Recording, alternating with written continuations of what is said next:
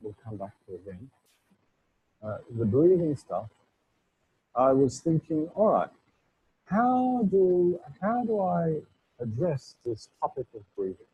In what big headings can I address it? And this might be relevant for when you're thinking about putting together a series of lessons, or maybe even a workshop on a particular thing. So this is how I thought about it. Well, there are lessons for me that address breathing quite specifically, like the ones that you've been focusing on, the expansion of the lungs, and this morning's one where you're playing directly with the timing of the breath, and influencing that through the quality of the music. So they're very much directly on breathing. Now, at the other end of the continuum, from direct to indirect, yeah, the lessons that Ruth has been giving and the afternoons, they're indirect associated with breathing. They're addressing the movement of structures through which the breathing happens.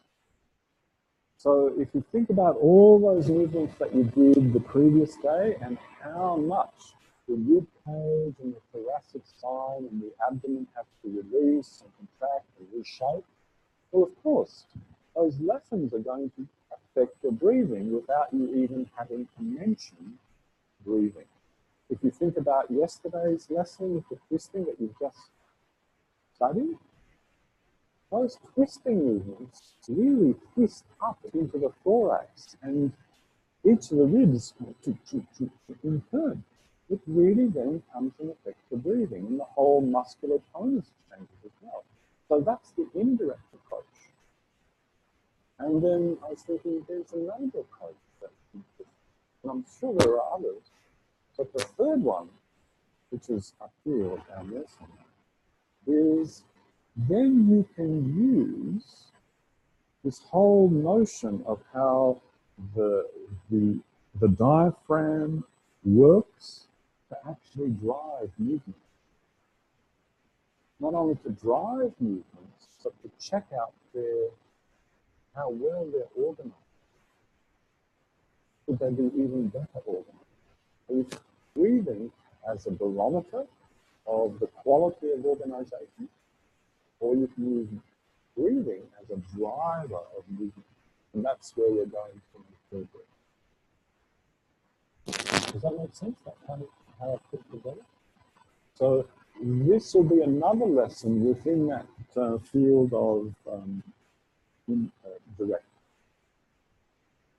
It'll be a continuation of the lessons that we've been doing in terms of paying attention to the expansion of the lungs, but we'll introduce a little bit of an artificial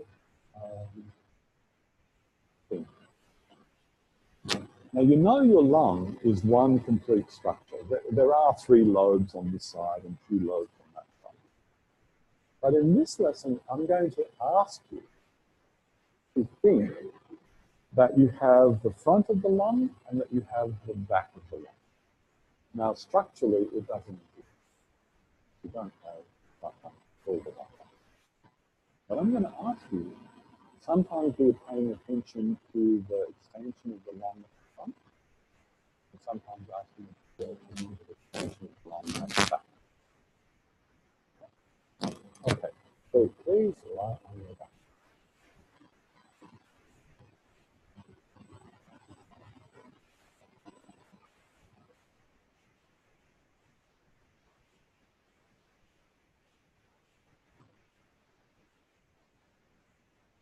And pay attention to the flow of air into your nostrils, through the back of the throat, down the windpipe, into the lungs. You're very well acquainted now with that process of sensing the inflow of air.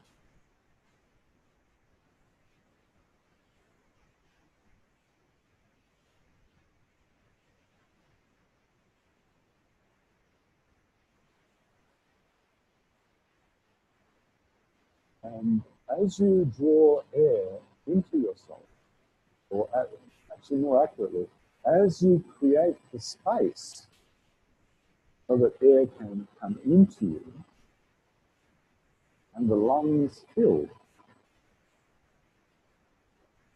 compare the way the right lung fills to the way the left lung fills.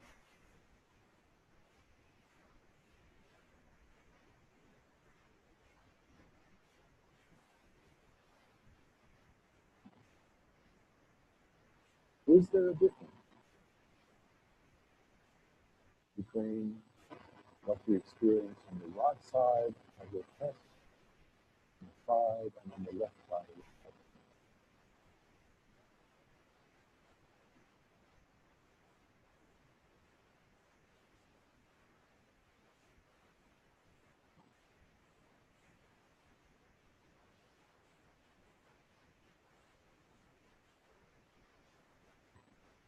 The next time that you're inhaling, imagine that you're moving yourself so that the right lung is strong. Just for a moment, imagine yourself doing that. And it's still possible in your imagination to become aware of, oh, I'm just imagining the top of my chest. Oh, or I'm just imagining the back of my, or the side. Could you include more of your chest, of your abdomen, in your image of moving yourself to expand the lung to around your head?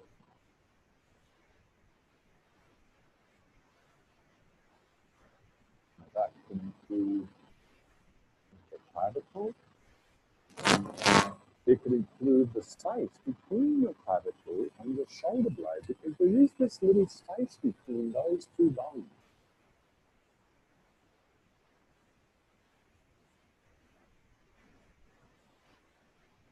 It could even include your spine, because there are portions of your lung that are close to your spine, and by moving your spine, you encourage your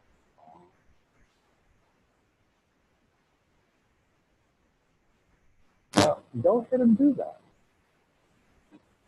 Maybe not with every in-breath, but every so now and then, move yourself as if you want to expand that lung and make it long. So that's the dimension we're playing with, length.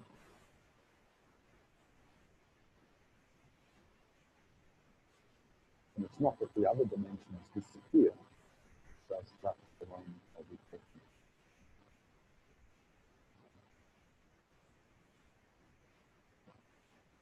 Yes, just on the right. And you're now actually doing it, not just simply imagining. And you might begin to notice that you begin to press the floor differently, that different parts of you come onto the floor, that different parts of you come off the floor. You might detect spine starts to translate, your head gets moved. That's all part of it. But remember that you're not trying to make a bigger breath than usual. You're not doing deep breathing this time. Just doing how you usually do and finding out how do you move yourself to expand the lung.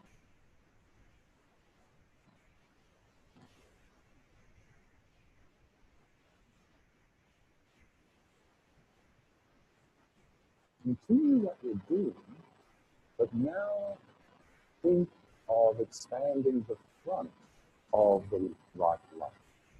Not the back, the front. And it's not like the back doesn't expand. That's just simply where your interest gets directed to. And in order to expand the front of the lung, which structures do you begin to mobilize? Yes, of course, there are the ribs. But how many of them?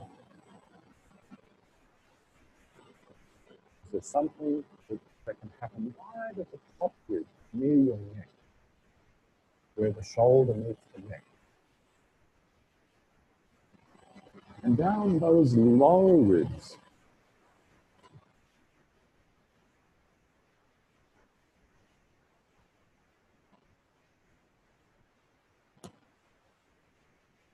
the ribs near the sternum, and the sternum itself.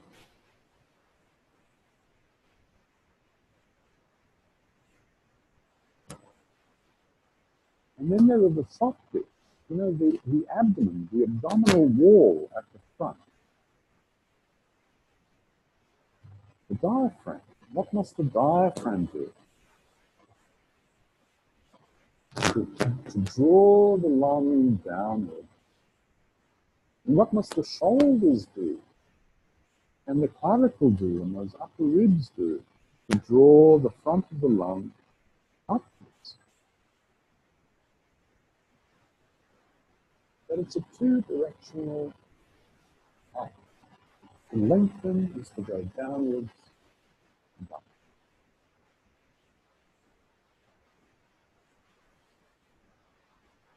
Now switch. Think of expanding the back of the lung. The back of the right lung. And again, there's the ribs, there's the muscles of the back, there's the spine of the shoulder. And as you get more and more into exploring that, notice how you start to feel yourself reshaping, moving differently.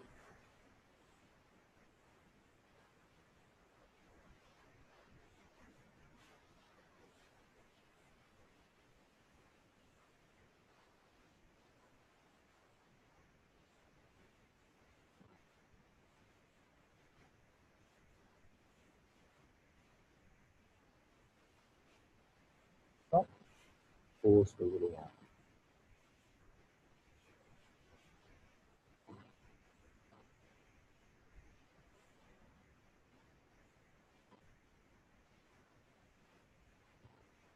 If you would like to continue doing this lesson with your legs bent, please feel free to do so.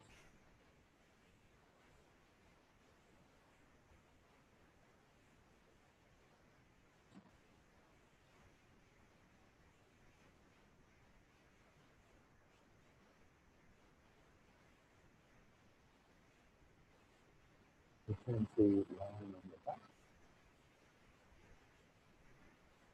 Re-establish your connection with the sensations of the inflow of air from the nostrils into the left lung.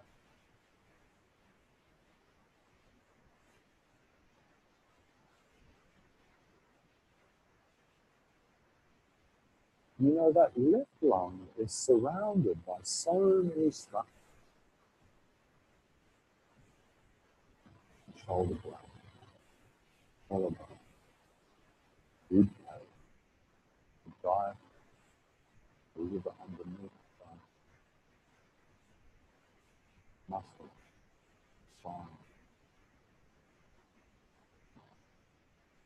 Start to think of mobilizing those structures in order to draw the rib cage into motion and expand it so that it lengthens and fills.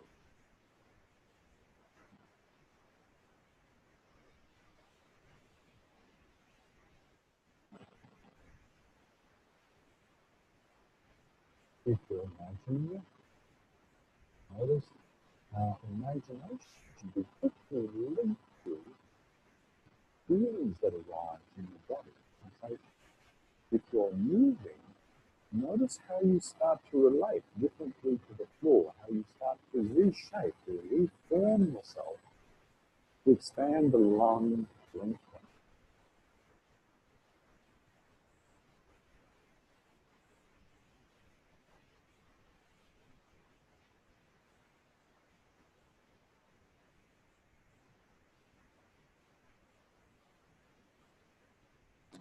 And every now and then you can notice whether there are places that you haven't visited, places that could be involved, but at the present moment are not.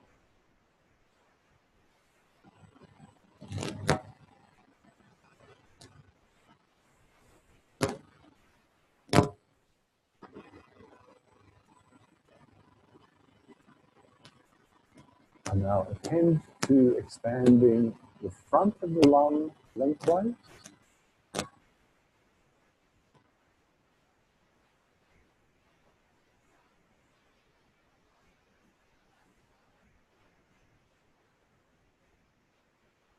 Good. And you might notice that when you expand the front of the left lung, make it longer, but certain parts of you start to lift away from the floor, and other parts of it start to press into it.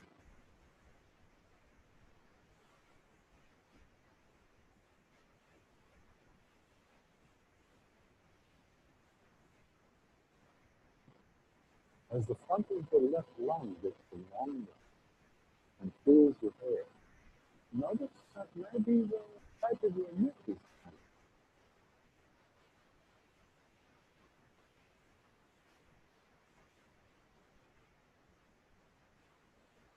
That maybe you're not lying equally over both sides of it.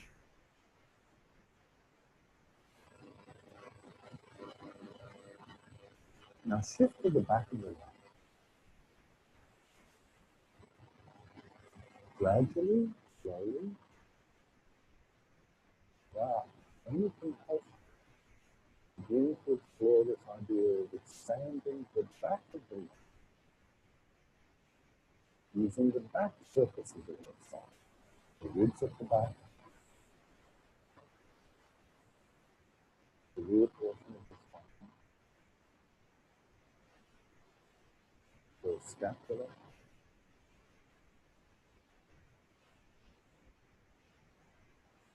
left hand side, right hand.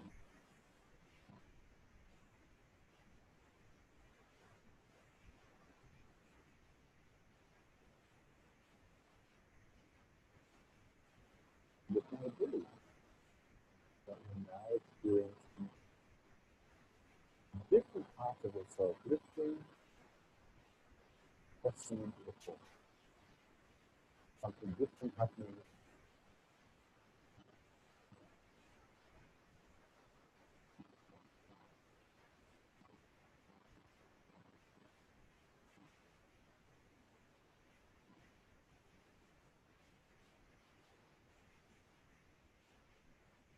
Let that be and pause again.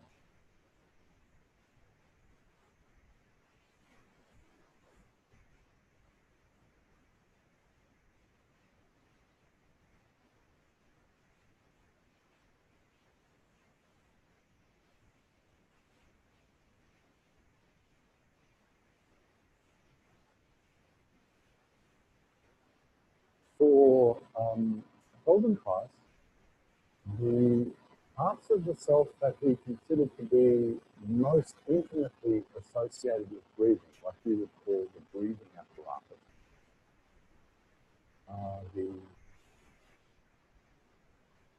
are the ribs, the rib cage, the diaphragm, the abdomen,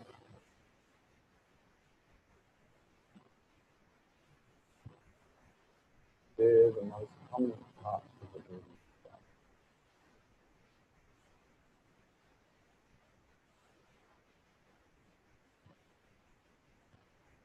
Many other parts of the self are affected, but these are primary.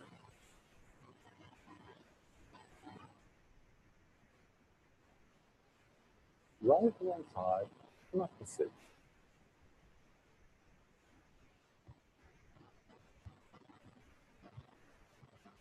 Now, like yesterday, sit with the soles of your feet together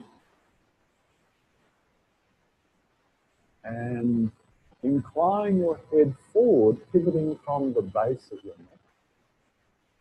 So that, how can I think I said this to some people yesterday. So your head is like hanging out from the stalk of the neck. Yeah?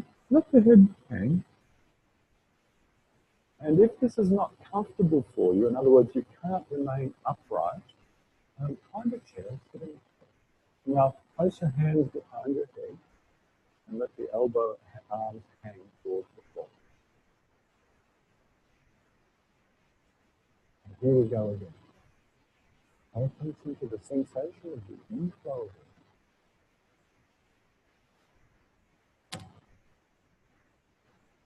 And observe how the right lung expands with every in-breath.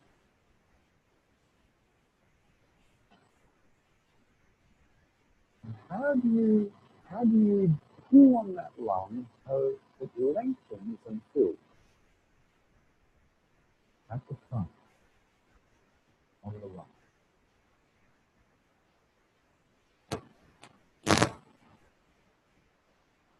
So the ribs at the front, the diaphragm at the front, the abdomen at the front, the shoulder and clavicle at the front, the shoulder and clavicle at the front.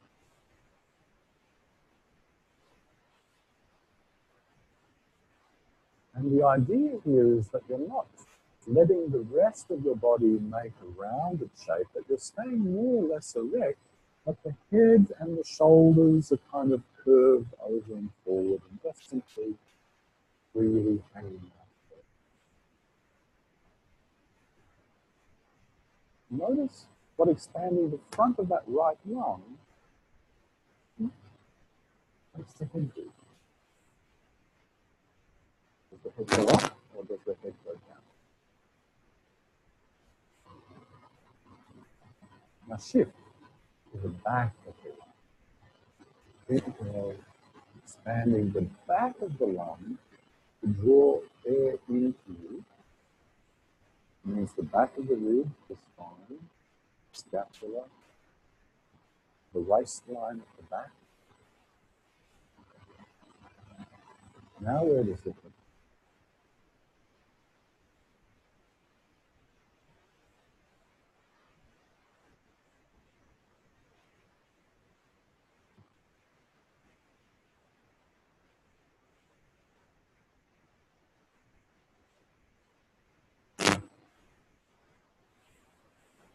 And let that be. You can pause and rest sitting, so you can lie down.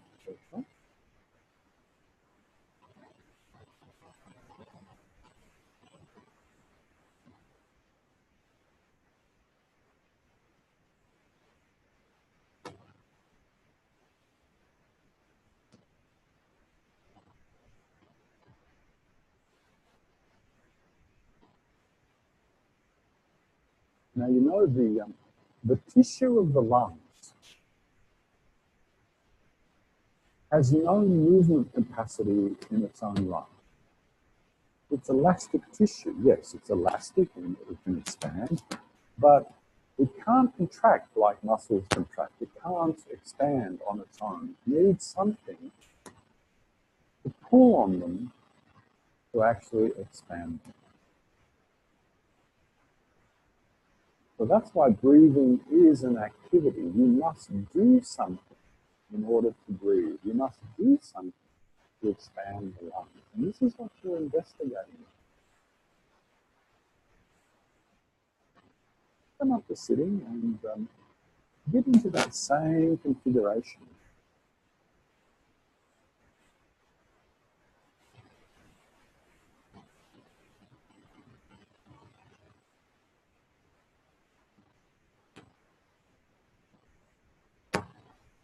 And repeat the process now on the left side. So as you feel the air flow in,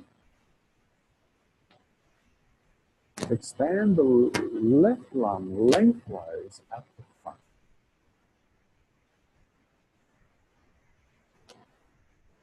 From the top of your shoulder, near your neck, right down into the abdomen. to the abdomen, just slightly above the navel. Do something. Reproduce.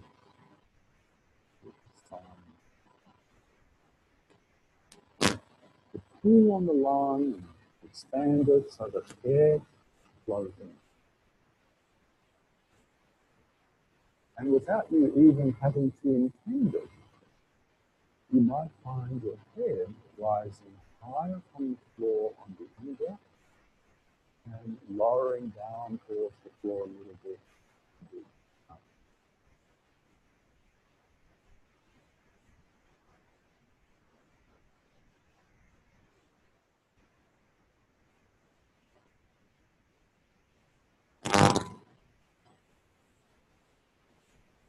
Now switch that over. Pay attention to the back of the lung, the back of yourself on that left. And to expand the lung, you have to somehow expand yourself. Not that the lung is not part of yourself. See?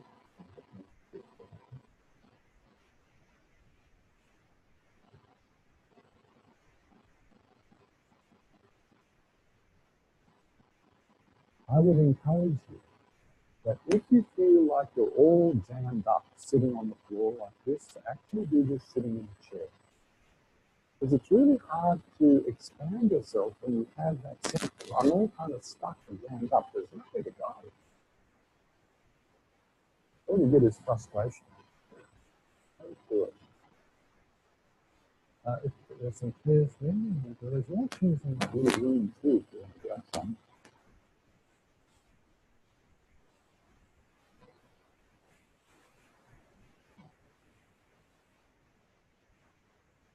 Have you switched which side?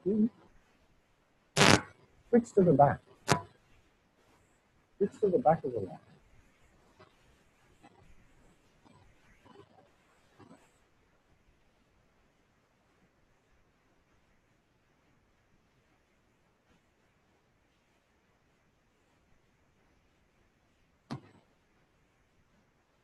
For some of you, playing this little hands-on, imaginary hands-on game in your mind might work a little bit better. So if you can imagine some friendly hands touching at the back, how would those hands need to move your ribs so the ribs to expand so that the lung expands with at the back? Like this one.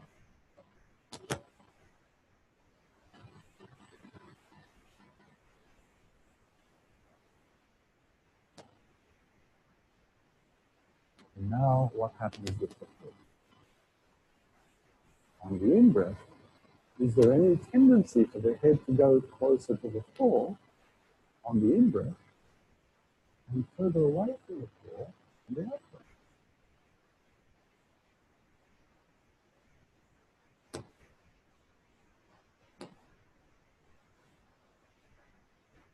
That's enough. Stop.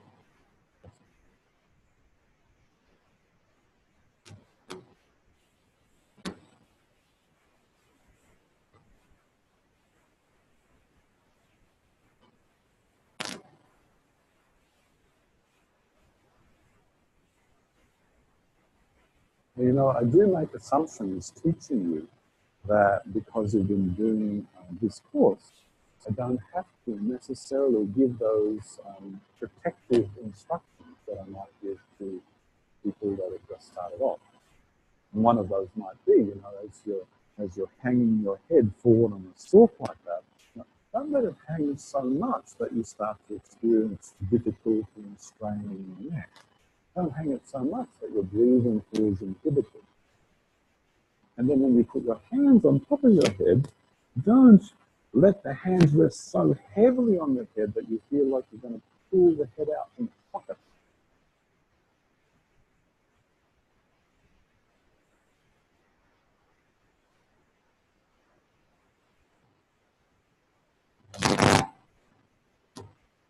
I'm not just sitting.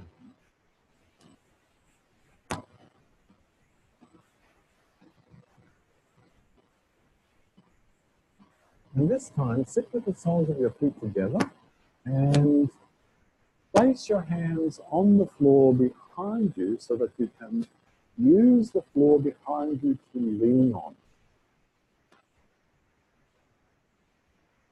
And now, incline your head backwards as if you wanted to hang the head backwards. And if you need to adjust your hands, adjust. And for some people, this is a scary position to be in, so negotiate. And with the head hanging backwards to you now, pay attention to the inflow of air and fill the right lung, making it longer at the front.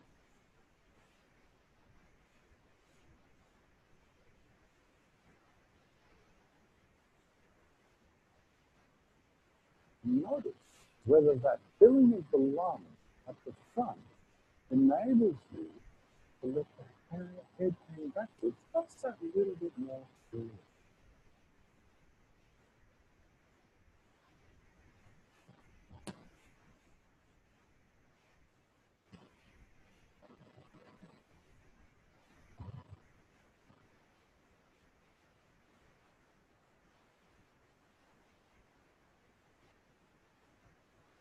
If you're sitting in a chair, feel free to have your feet flat on the floor. That's good.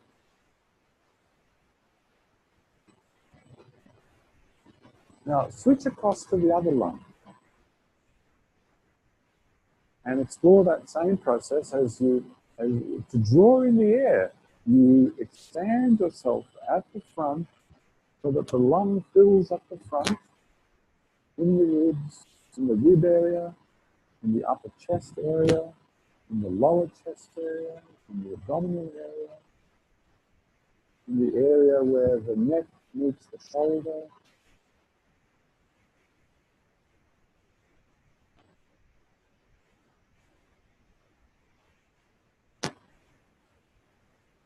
And now think of expanding both lungs at the front. With every inflow of air, you do something with the front of yourself so that both lungs expand in front.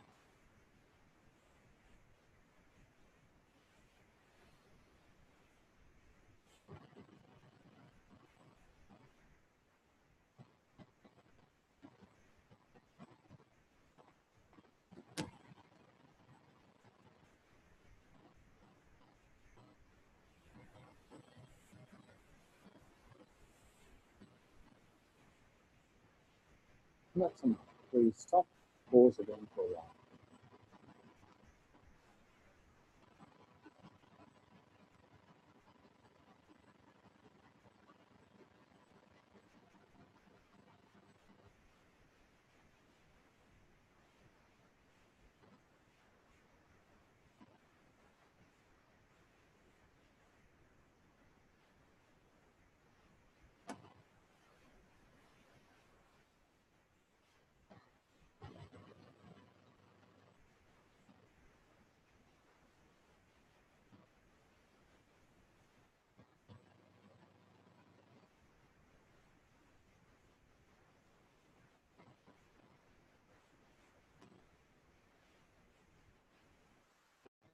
So in order to pull on those lungs, to create the space, which then draws air in or allows air to rush in, there are two ways of doing that predominantly.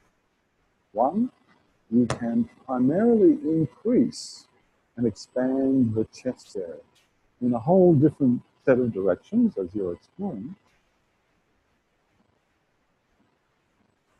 Or you can move the diaphragm downwards, which then affects the abdomen, and that expands and pulls on the front. You can do a combination of the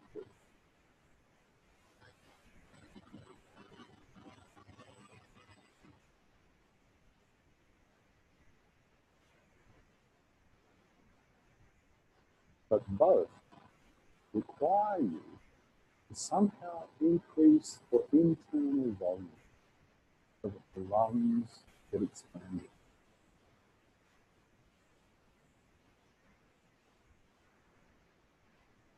Please roll to one side and stand on your knees.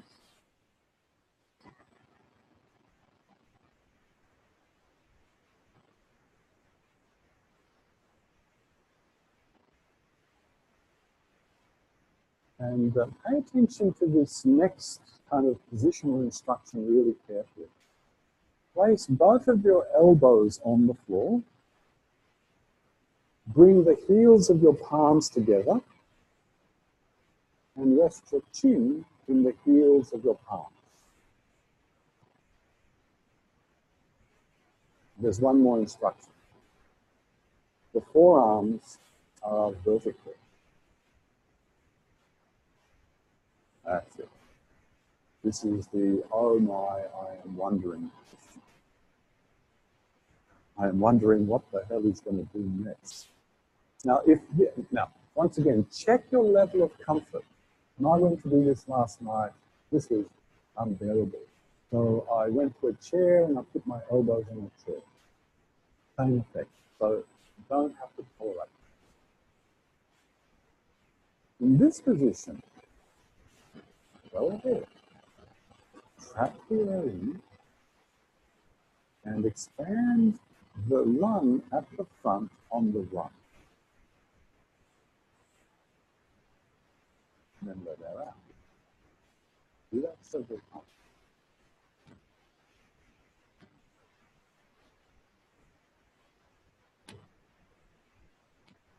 And as you expand the lung at the right, at the front, notice which parts of you dip down more towards the floor.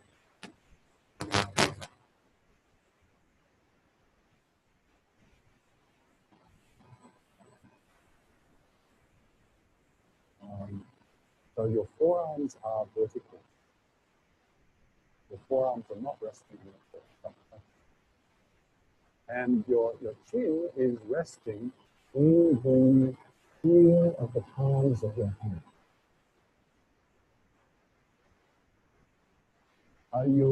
The breathing is continuous.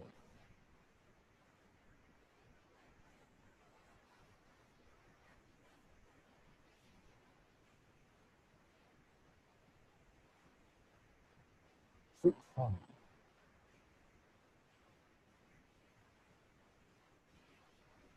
And as you expand and lengthen the front of the left lung, notice which parts of you start to dip more towards the floor.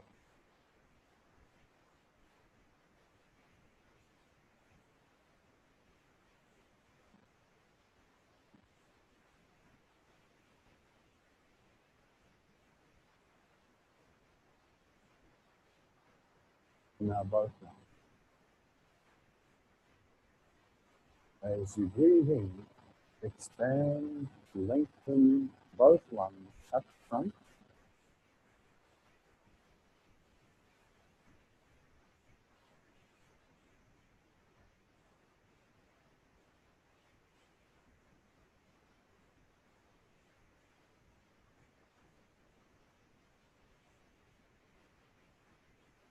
And now stick. Expand both lungs at the back. How do you expand the back to pull lungs to breathe in?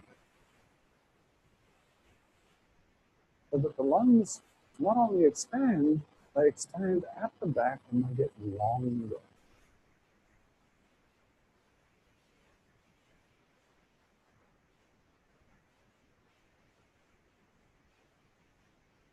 Now what happens between the relationship of the front of your torso and the floor?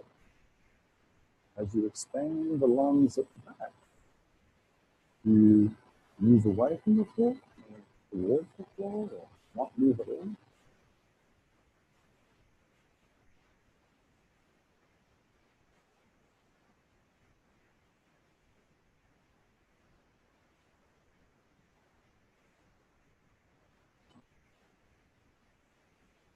watching it. Please stop me.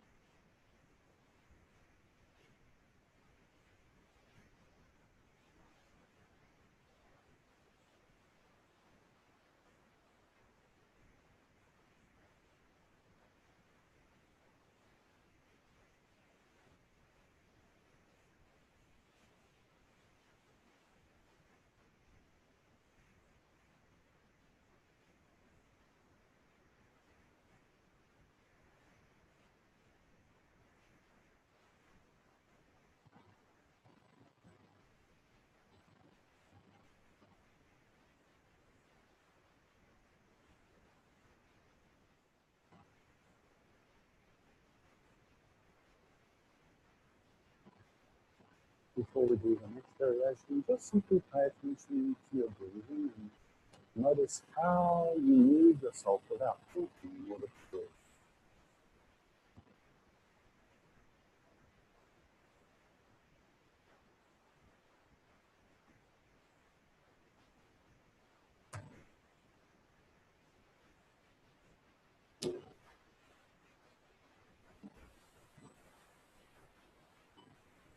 One more time, return to sitting.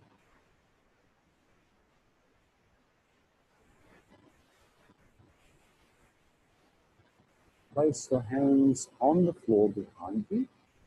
Lean on the floor. Put the soles of your feet together as the knees apart. And incline your head backwards. Notice if that's different now. Having done that variation with your chin resting on the heels of the top. Now, as you track that inflow of air, could you please fill both lungs at the front so that they lengthen and expand a few times?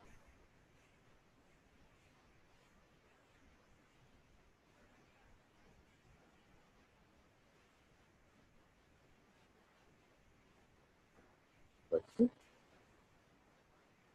And now, the other side. Lengthen the lungs at the back.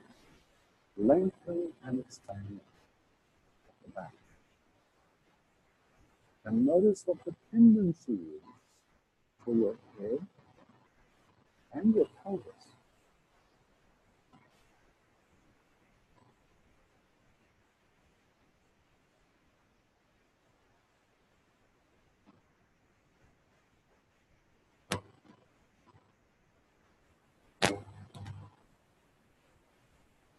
And now please alternate. Once, breathe in, expand the lungs at the front, lengthwise. And then the next time, breathe in, expand the lungs at the back, lengthwise, back and forth.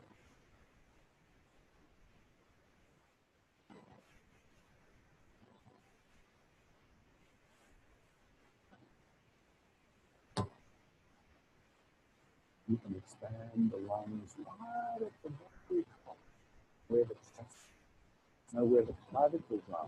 Those ribs right at the very top, but really kind of a little bit reluctant to move, both at the front and at the back.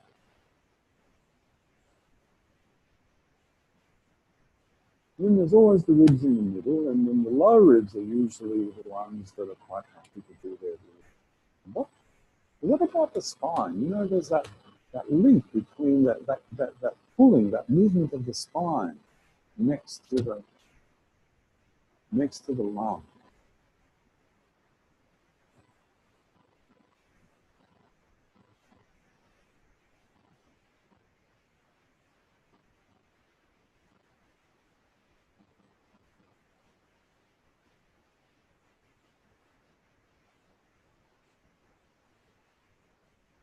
Okay, let that be yours. Lie on your back.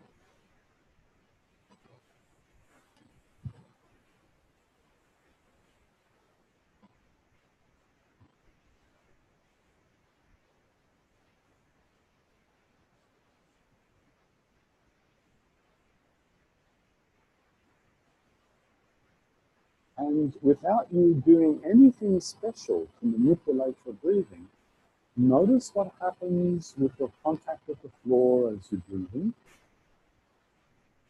Notice what happens with your contact with the floor as you breathe out. What lifts? What presses? What becomes lighter? What becomes heavier? What becomes fuller? What becomes empty?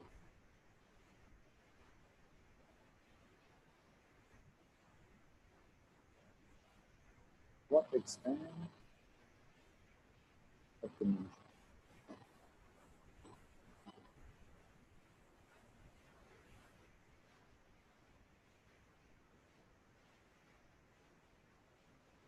Now, on your journey to standing, let be your curiosity to find out what happens with your breathing. Without you manipulating, without you doing anything to it, just simply observe what happens with your breathing as you reshape yourself again and again until you arrive standing.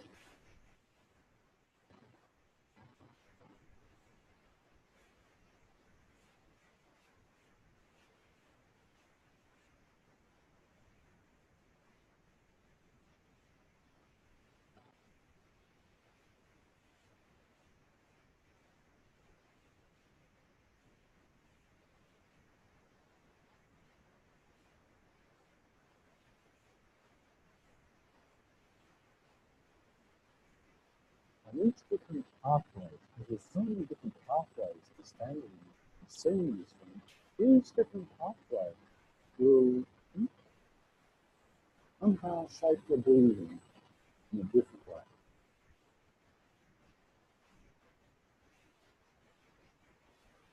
And that's wonderful that that is so, because that lets you live. If you could only breathe in one way, and that way wasn't available to you, you'd be dead.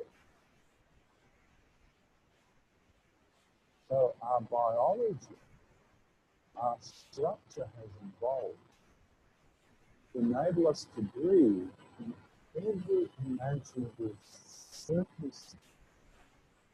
But we have to live in outer space where we don't need to live anywhere. God, or thank nature, or thank whoever, or whatever that is. Because that is our intent. If you then screw up, because let's explain beliefs. We do, we screw it up. So